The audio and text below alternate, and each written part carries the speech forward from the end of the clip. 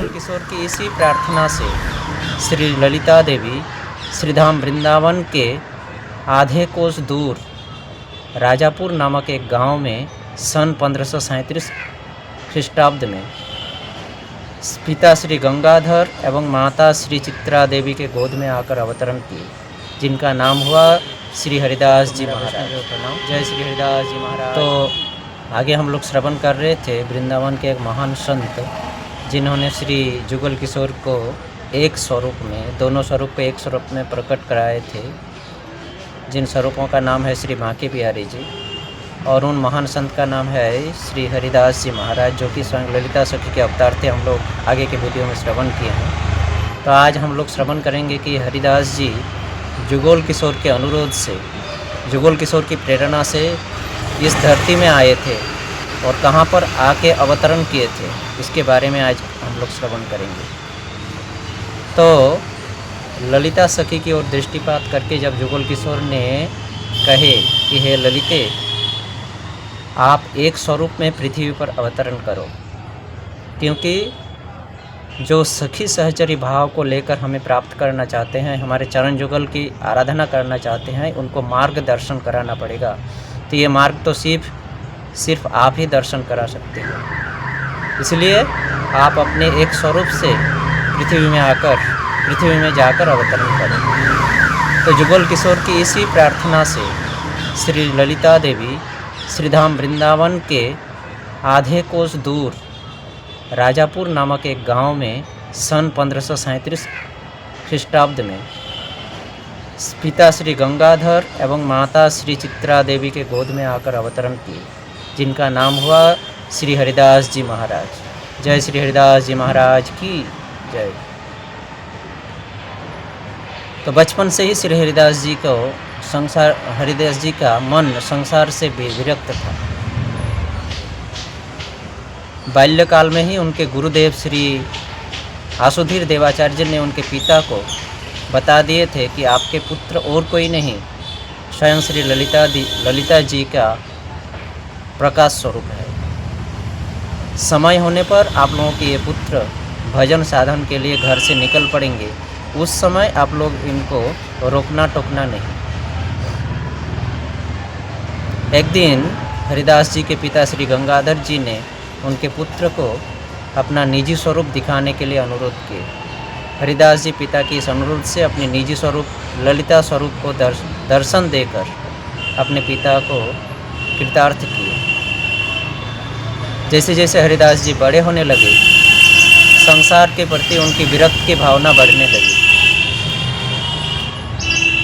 25 साल के उम्र में श्री हरिदास जी अपने घर परिवार को छोड़कर श्री वृंदावन आ गए एवं निम्बार्क संप्रदाय के एक महान संत श्री आसुधीर देवाचार्य से दीक्षा प्राप्त की। दीक्षा लेकर श्री निधिवन राज में अपना भजन स्थली बनाकर श्री जुगल किशोर की भजन साधना में लिप्त हुए।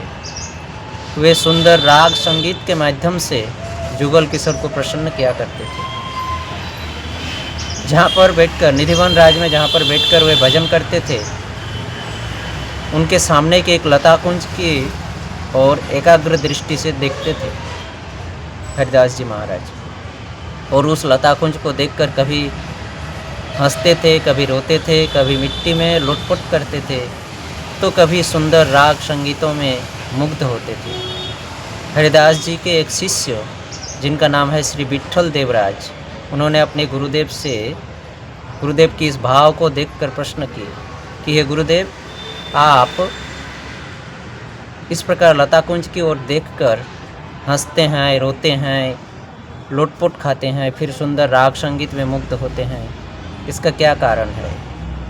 तब हरिदास जी ने अपने शिष्य विट्ठल देवराज को दिव्य दृष्टि प्रदान की और गुरुदेव से दिव्य दृष्टि पाकर विट्ठल देवराज उस लता कुंज के बीच में सुंदर जुगल किशोर स्वरूप को विहार रत अवस्था में दर्शन किए और दर्शन होकर आनंद में मुग्ध हो गए। कुछ क्षण बाद विट्ठल देवराज अपने गुरुदेव के श्री चरण कमलों में प्रार्थना किए कि हे गुरुदेव, आपकी इच्छा से, आपकी कृपा से मैं आज इस जुगल स्वरूप को देखकर धन्य हुआ हूँ। मैं चाहता हूँ कि हर समय मैं इसी जुगल स्वरूप को दर्शन करूँ।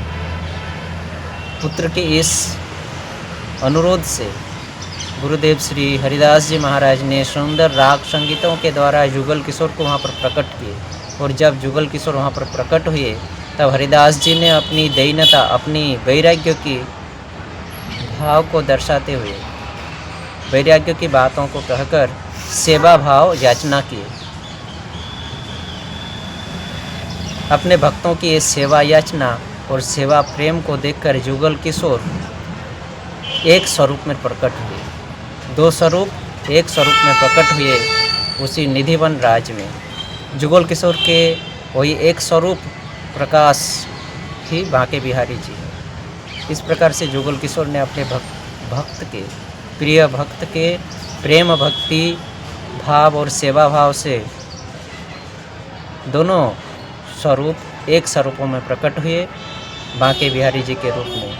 और अभी भी ये बांके बिहारी जी महाराज श्री वृंदावन धाम के जमुना नदी के तट पर विराजमान है और अपने सुंदर मनोमुग्धकर रूपों से दर्शन देकर भक्तों के हृदय में शुद्ध भक्ति भाव का प्रेम जागृत करते हैं।